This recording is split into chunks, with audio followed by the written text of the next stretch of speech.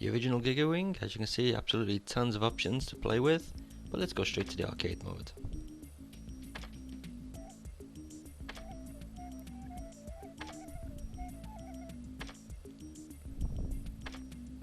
So as you can see, you've got quite a few characters to choose from there.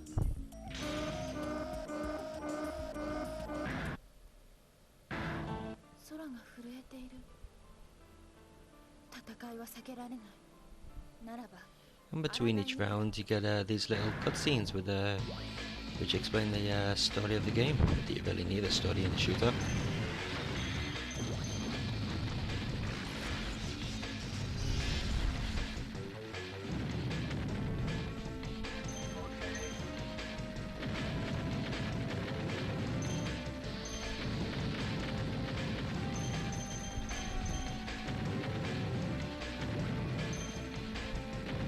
As you can see, Giga Wing does look a bit on the basic side, but things do heat up later on in the game when you start getting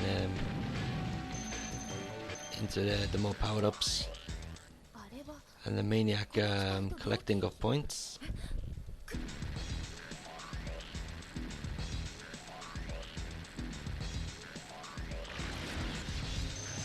Weapon wise, there's nothing spectacular there. You got your standard blaster, as you can see there at the moment, and that little shield, which is your force reflector. And what that does is reflects enemy bullets off your ship and bounce them back into the enemies. If you actually reflect so many bullets, you're rewarded with a shitload of bonuses, which you can pick up, which you'll see later on, and they absolutely fill the screen. It's amazing how many they fit onto the screen.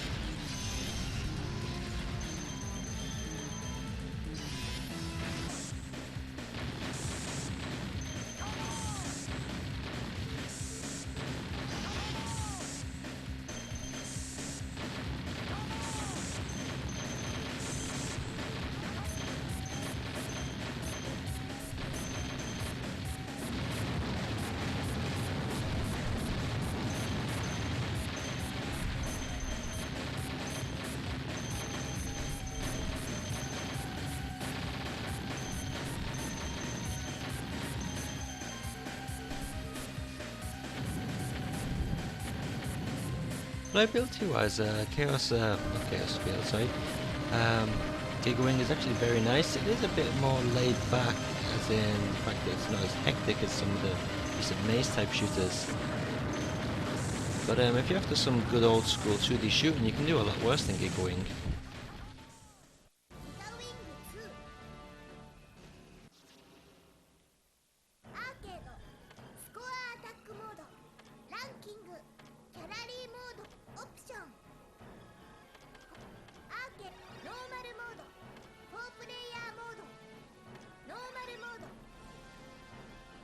As you can see, a shitload of options there for Giga Wing 2, including the 4-player mode, which is absolutely chaotic, I can tell you that. Unfortunately, you're not going to see it, so you'll have to buy the game. Like the first Giga Wing game, there's quite a few characters to choose from, and this time you actually got 2 different types of shields to choose from as well. Yet again, we got the little story bits in between levels.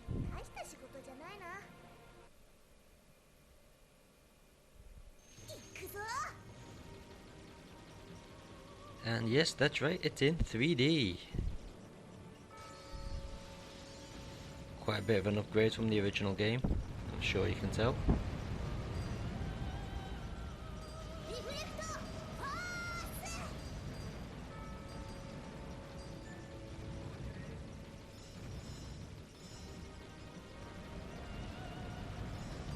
Weapon wise, the game's pretty much the same as the original. You got the Reflector Force shield, which just like the original game reflects a shitload of bullets from the enemies back into them, and if you reflect so many bullets you get yourself a load of bonus points which you got to collect. The bonus points, just in case you're wondering, can be used to open up secret options in the gallery and so on.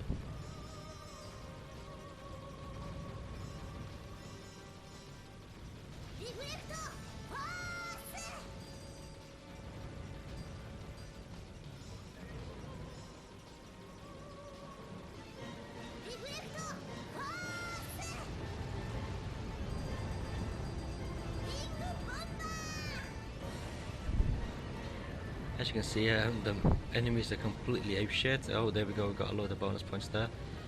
And you know, the bombs are completely over the top, as you can see there, with the wings coming out and everything.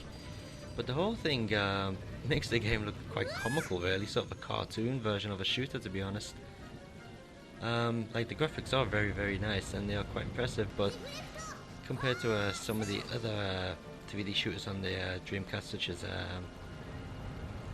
Ikuraga and Saibaria 2, this does look a lot more comical. Not that it is a comical game, mind you. It is actually quite a tough challenge.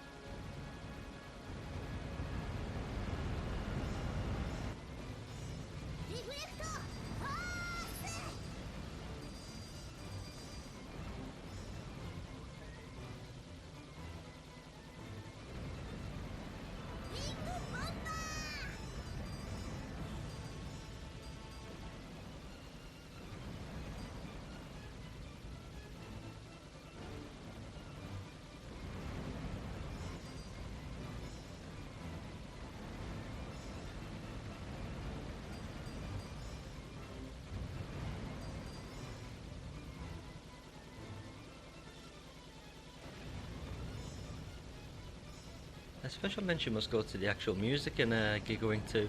It's not exactly quite like anything you'd hear in any other shooter, to be honest. And sometimes it does seem a bit out of place, but then again it does seem to go well with the actual setting of the game. Takumi, the developers of this game, not Capcom, just in case you're wondering. Capcom just helped out, or distributed there. Actually had some pretty neat ideas, but I can't help but feel that Giga does play a little bit on the slow side. It is hectic though.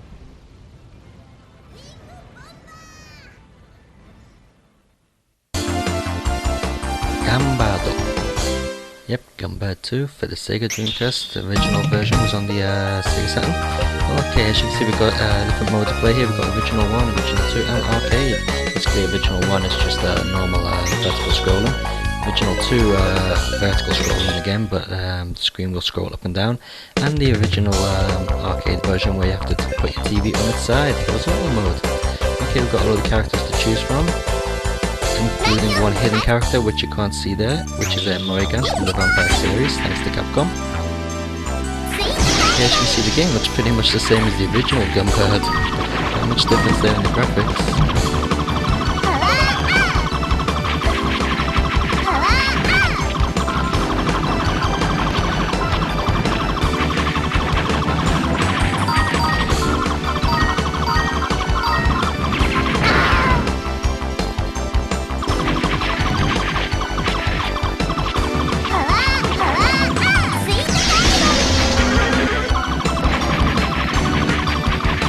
To me that Psycho, the people who made this game, never ever changed their power-up system.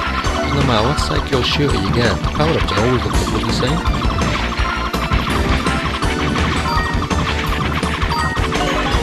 Maybe a Phantom Zero got it too, that is.